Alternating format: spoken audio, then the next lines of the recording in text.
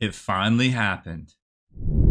Welcome back, Hobby Maniacs. I'm Rob Bear from SpikyBits.com, and in this video, we're going to unbox and build the brand new Death Korps of Krieg Army box set for the Astra Militarum. And this is a really exciting time for me because, well, I've had and I've wanted to play, not so much in 10th edition, Death Korps of Krieg for a long time. I've collected them up through the years, was able to get a large collection back when Forge World was relatively affordable. So, you know, like 10 years ago. And actually this alternative cover art was part of the Siege of Rax campaign books from Forge World, which are really great books. And they have a compilation book that you could probably still find out there if you're really interested in them. I don't think they go for a lot, so check them out on eBay. But this art is actually the art behind that Reaver Titan poster back there, purchased way back in the day from the old Games Workshop Battle Bunker in Baltimore, Maryland, back when it was here on the East Coast. So this is really exciting for me as a hobbyist in general, because it basically kind of puts the exclamation point on the last 20 years or so of one of the factions that I've collected and hobbied on. And now we got plastics. So let's run it down value-wise, what you get in this box. So the new box set goes for $230. I'm almost pretty sure.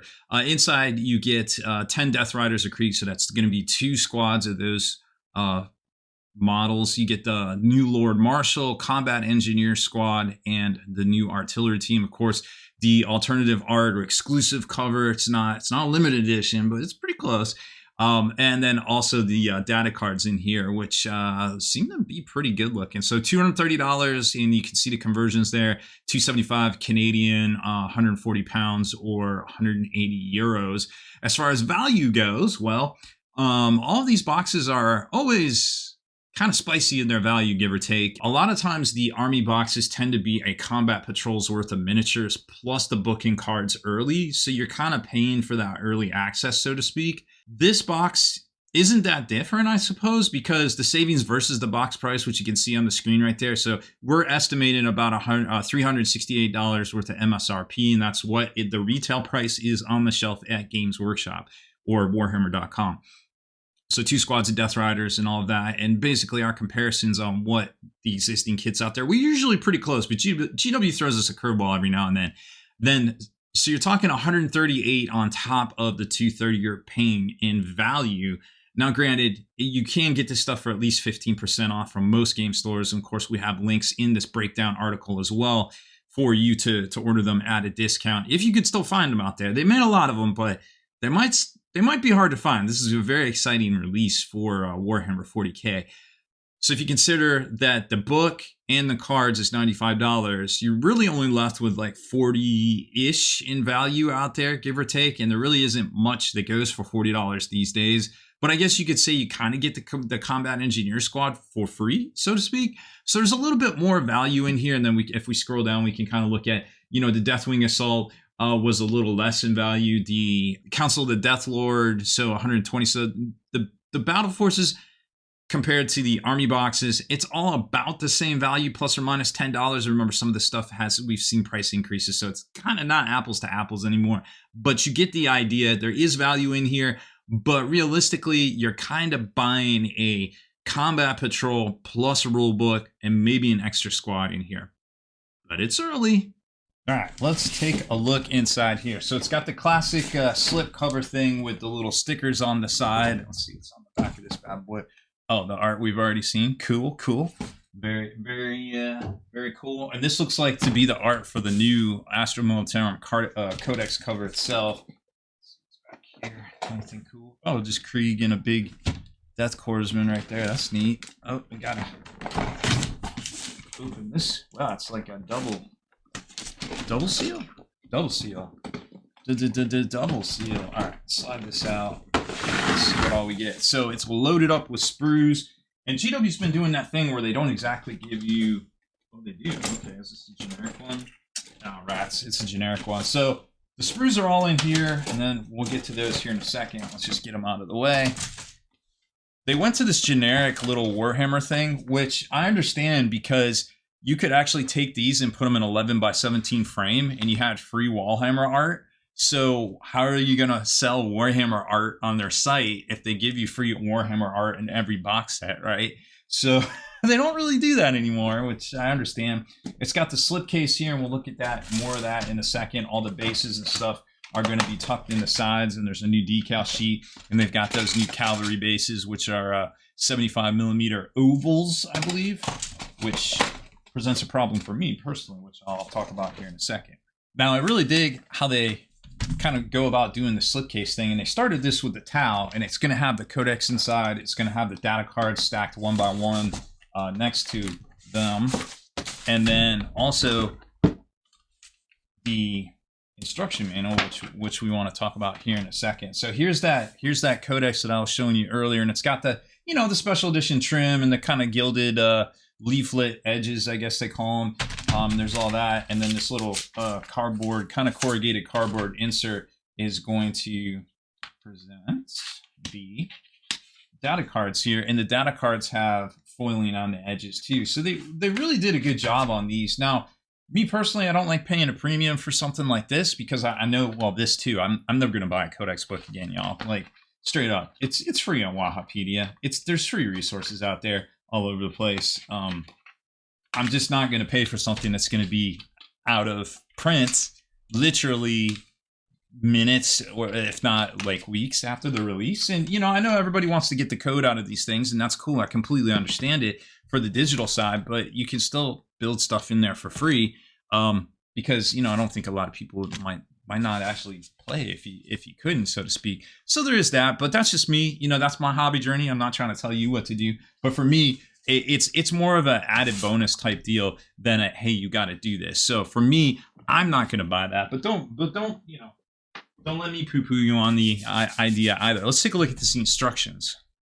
Now, if you're just getting into the hobby, these instructions are a treat for you all, because these are very well done with all the colors and everything in here that you need. You got symbols and stuff to explain all the different things that you're going to do. They lay out all the sprues right here, give you your base sizes. So it really eliminates a lot of confusion, and they'll tell you like, hey, there's 2 sets of these.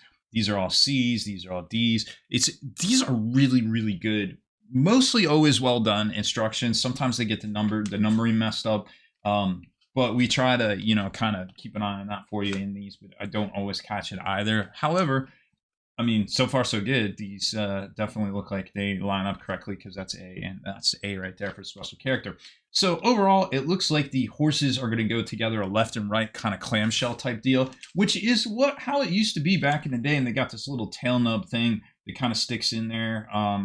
This one's a little different than the cavalry, it looks like, but I don't anticipate a whole lot of problems. And then, of course, you can leave off some of these accessories and things, but it's going to probably leave some flat areas, which would be kind of weird. For the Lord Marshal, at least, it looks like you're probably going to want to glue everything on there, but you can, you know, always see how it looks to you, and then choose to glue it on. Now, for these bases and such, and I'll show this to you here again in a little while, but in case I forget, what you might want to do is use a little of this Liquitex resin sand. This stuff is great, and I think there's a link for it in the description here. Mine's probably all dried out by now. No, it's still good. Cool. And this stuff's great because what it does is it'll settle around the lips of those edges right there and kind of make it smooth. And then you can put like those new skulls or like grit or sand or anything like that. I didn't have time to mess with it here, but I do have videos on that topic on the channel so you can see exactly how to do it. It's very easy to do. It dries great. It's some of the best product to work with, I feel like. Also, Monument Hobbies has some too that comes with grit already in it. And sometimes I like mixing the two together. But this stuff's pretty good on its own. It might not, it shrinks a little bit. That's why I kind of like mixing it sometimes with the Liquitex. This isn't the greatest for filling around those areas. It's better for just putting it on the base, you know, from the get-go sort of type deal. But I digress. Getting over to the Combat Engineers, these go together much like the guys from the Kill Team box.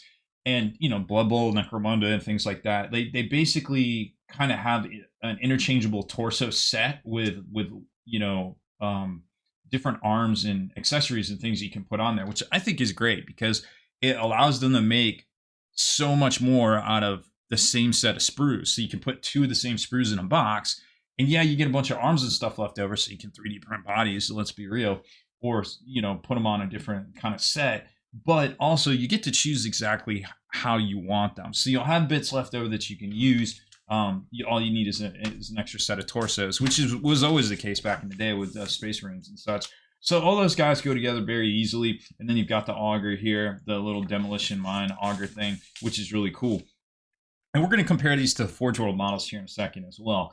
And then the actual Death Riders themselves, again, they're going to be a left and right half clamshell, and they've got this little tail insert here. Back in the day, it used to look like a plug, a little tail plug that would go in the hole, and then you could actually spin the tail around for like cavalry type things, which were mostly in fantasy, or yeah, it was called Warhammer Fantasy at the time. And then you've got all these guys that go together pretty much like that, and then the riders go on. Now, something you do want to pay attention to is the reins. Right? Because the reins sometimes will all be to the left and right, but sometimes they'll kind of switch. Like this guy here, this is his left arm, but the rein goes around to the right side of the horse right here. So just kind of keep an eye out for that. Now, I love this stuff. I use Tamiya super thin cement for most of these things, and it'll go together very easily. You want to use a lot of it. And you can actually buy an extra bottle, because once this gets down past a half, you're not going to be able to get some on your bristle right here as much as you want, because you kind of want a big guy. Also have a fan blowing, because you need some air moving when this is happening, because there are some fumes involved. So don't, be sensible about it. Don't. I've abused my eyes and my nose through the years, and unfortunately, I am reaping the effects now. And it's not fun. It's not fun. I have to use a lot more precautions than I used to in my hobby journey. But hopefully, it doesn't come to that for you if you just take a few precautions now over the years. And then, like I said, same thing with the Death Riders. You've got the different top poses here, which is really, really cool, and it's going to leave you with a lot of bits. But unless you have a whole nother horse mount, doesn't super matter. But you can use stuff like this on other models in the Death Korps line. And that's besides the weapon platform. And I was really impressed with the weapons platform. Let me tell you what, because the more and more Games Workshop makes points the same for things in game, and just like, hey, it's just play with whatever. But the more and more they still give you options. So it's almost like, okay, interesting. So I could see where they would go back to points, because obviously meltas are way better than flamers, and the fact that it doesn't reflect that in the points cost is a little silly in my opinion. But I'll just get back down off my soapbox now and continue. So the new artillery team, as it's called, not heavy weapon and not ordnance. We got an artillery team, which is more, I guess, accurate in name than anything else. It's just kind of builds like the other one, like a left and right kind of chassis thing, and you've got the wheel axle in the middle, and then you've got the adjustable platforms that go out to the side to anchor it, and then you've got the armor plating / recoil dig in thing, I forget what they call that, in the front, and then the armor cowlings and things. This is a big chunky, I think it's an 80 mil base. No, it might be bigger than that, I forget. Which one is this? Nope, 130. Wow, didn't expect that. Some of the Demon Princes are on that, or Demon Primarchs are on that one. And then you can choose your artillery crew, put them on there any way you want. But what's really neat about this, and what I really enjoy, is that all of these can be interchanged, and I'll show you here in a few minutes. But basically, these nubs just kind of lock into this area right here. You can see that little socket. And so with a little flexing, you can add and remove all of them. And then the front here I'm not showing it. This front actually pulls off, so you can have, there it is. So you can put that, you can put either of those versions on if you want. You can leave the breech open if you want. Just kind of depends on what you're looking to do right there. But you can have both versions of those, because it just kind of locks in and it's very snug. So I really like to see that, where you don't have to use magnets. And don't get me wrong, I like using magnets for things because I like future-proofing my miniatures. But now just putting it together future-proof is it. It's like a win-win. Okay. taking a look at the sprues, here's the Lord Marshal here. Lots of detail on the base, which I really enjoy. I didn't see all the detail on the cloak and things too, but this is going to be a really fun one to build with all the detail and the little make number, serial number of the horse right there, which is kind of nuts in and of itself. Oh, there's a sweet spot on the camera. Now I know. It's all happening right now. And the weapon team itself, or the artillery team, or RD team for short, is 3 larger sprues. So this will definitely be its own release kit out there at some point. And here you can kind of see a lot more of the detail, which is just amazing at this point. And then how it kind of all locks together. You got the breech right there for those, and all sorts of different like sandbags and things, and different accoutrement depending on what you want to do. And then here's the wheels and the armor plating. Very, very good detail, and we already know how they go together because it was very easy to tell. Now the engineers themselves are very small sprue like this, but lots and lots of options. You're going to have lots of parts left over on this one, which is really cool. And then you can see the demolition auger thing. And yep, all the different capes and things, and basically you're gonna have lots of parts left over, so if you got extra torsos you can do that. Now something you might find strange is sometimes these sprues, when you get kits like this, they'll be snapped off because they come out of the machine and they snap them in, like, you know, a big long line or whatever, and they just snap these off. And then sometimes you might get confused when you're putting them together because these two are one, but they're just coming out of different batches, so don't worry about it. Or don't read too much into it. But now you've got these really cool hunting, the ordnance staffs, or forget what, hunting lances. Yeah. So these things are really good, and they've always been good in the game. They're, you know, mostly always one use, but the fact that they're in plastic now, when you see how the old ones were, you're just going to be like, what are we, peasants? We got to pay extra for that, and just to get like little metal pins basically. And a lot of people replaced them with like needles even for doing clothing and textile things. It's crazy. I've seen all sorts of things out there, but again, the detail is really, really well. You can see all the Aquillas and everything in here, and I'm really hoping these go together easily, because we've seen in the past that some designs weren't the greatest, but these from the look already seem to be very easy to put together. So fast forwarding a little, here is the Lord Marshal all assembled. Now, the only big gotchas with this is the positioning of all the parts on the base here. And like I said, if you want to fill it with a little of that resin sand, there is some gapping up in this area sometimes, in some of these areas right here. Just got to be careful of it. But GW did a really good design of kind of sandwiching these parts around it to hide the majority of the gaps. But once you get up under there, you can definitely tell how it goes together, which, you know, kind of makes sense, I feel like. And then the horses are also about the same, you know. Once you get down there, you can kind of see how it's done. But for the most part, with the armor plate on the front, really cool how they kind of all go together there. And then the tail and everything kind of locks it in and sticks it together. You just got to be careful about these reins. Like I was saying, you don't really want to mess those up any. And you can see the hunting lance, which is just wild and really, really, really cool looking. Finally have that. And then their little claws, which Forge World tried to do, bless their hearts, but they didn't quite pull off. And then we've got the engineers themselves, which are really cool looking as well. And they've got, you know, the combat blouses, but they've got all sorts of more ornamentation, like the grenades and things. That looks like a Megatron. I'm just kidding. We all know what that is. And a stick bomb right there. And then this guy, oh, this one, he's got an oven mitt, because of course he does. Why wouldn't he? Yeah. Well, my buddies pointed out, and I'm like, oh yeah, that is an oven mitt, or a glove, but probably an oven mitt. But that would look cool as another pose, just to kind of depending. All these guys. Then you got the combat shotguns, which are great looking. Neat little running pose. And then your Voxcaster dude. Oh, and here's the combat auger, which again, you can do a little of that resin sand around there. He's basically just kind of trucking along.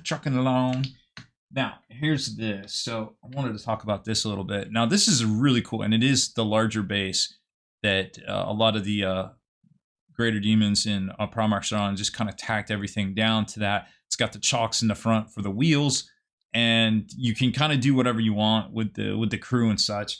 But the little sockets here, this is a really cool design. So the little sockets there, what happens is you can just lock these, you can switch these out. You just got to flex it, grab one of these armor plates and just flex it just a smidge. And then it does the little like in combat action too, like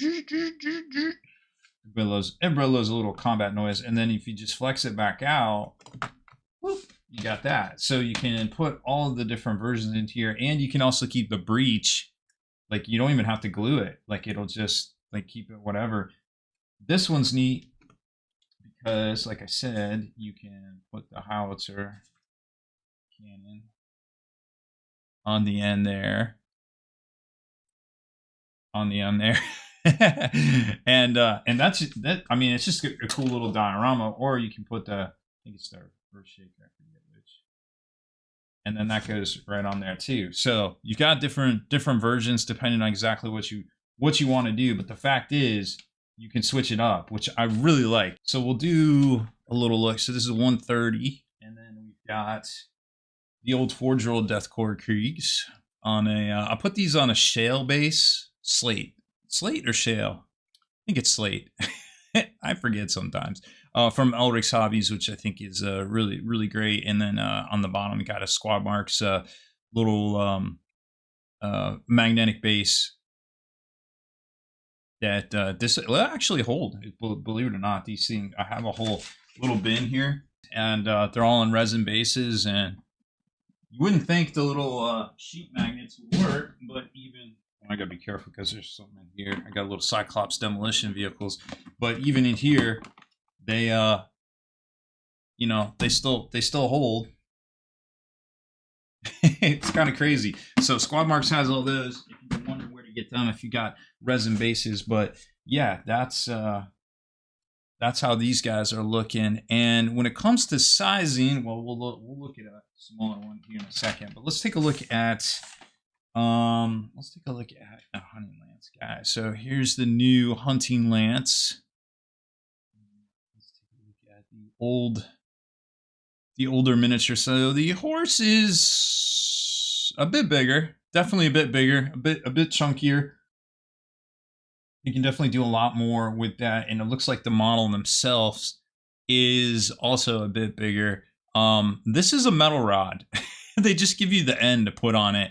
And in a little flag. So that's how they made them back in the day, believe it or not. And so we're spoiled with this design right here. I definitely love that for them. And then when it comes to, like, let's find some dude. Oh, here's a flamer. Yeah, that works. So we got this flamer guy right here. And we got another flamer guy right here. Just to give you an idea.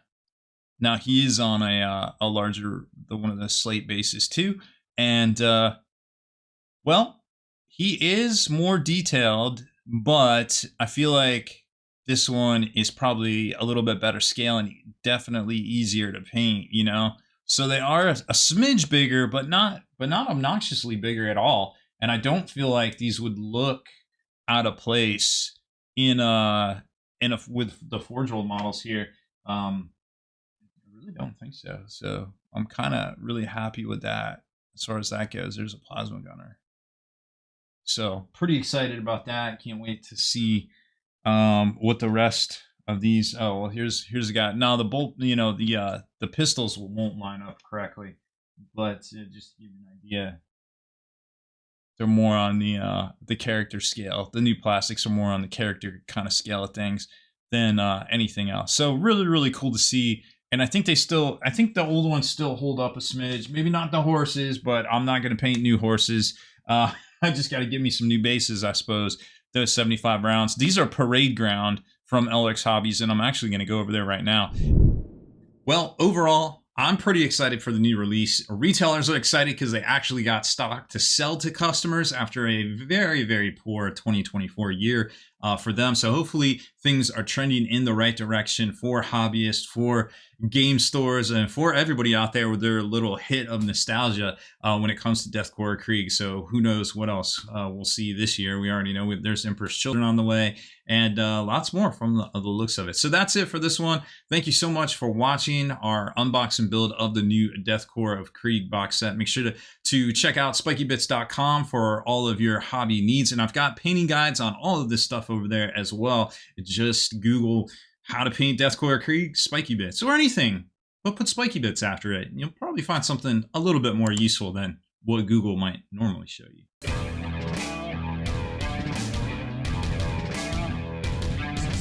Spiky bits.